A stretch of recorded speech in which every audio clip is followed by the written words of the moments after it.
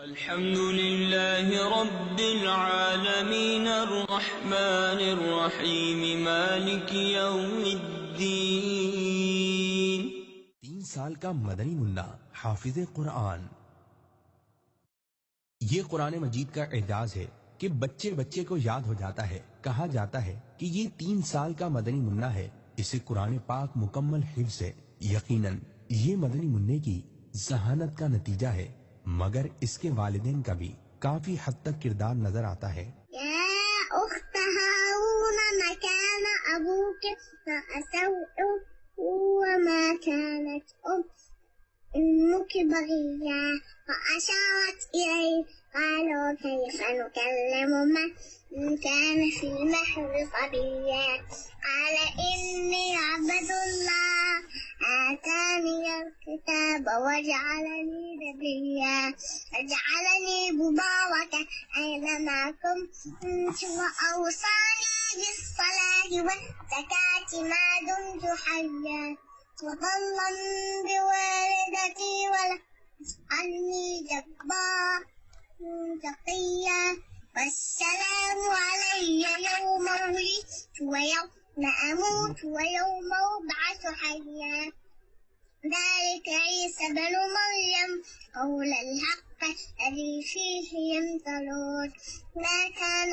لله أن يتخذ من ولد سبحانه إذا قضى أمرا فإنما يقول له كن فيكون وإن الله ربي وربكم فاعبدوه هذا صراط مستقيم فاختلف الأحزاب من بينهم فويل للذين كفروا من مشهد يوم عظيم أسمع بهم وأبصر يوم يأتوننا لكن غالبون يوم في ضلال مبين وعندهم يوم الحسرة قد يسأمهم في غفلة وهم لا يؤمنون إنا نحن نرث الأرض ومن عليها وإلينا يرجعون۔ امیر اہل سنت دامت برکاتہم العالیہ کی خدمت میں سوال عرض ہے کہ کچھ مدنی پھول ارشاد فرما دیں کہ والدین اپنے بچوں کی تربیت کس انداز میں کریں۔ ماشاءاللہ، اللہ تعالیٰ اس مدنی منع کو نظر بد سے بچائے۔ یہ دنیا یا عرب کا کوئی مدنی منع معلوم ہوتا ہے، اور یہ اس خاندان کا چشم و چراغ ہوگا کہ جو خاندان خصوصیت کے ساتھ قرآن کریم سے محبت کرتا ہوگا۔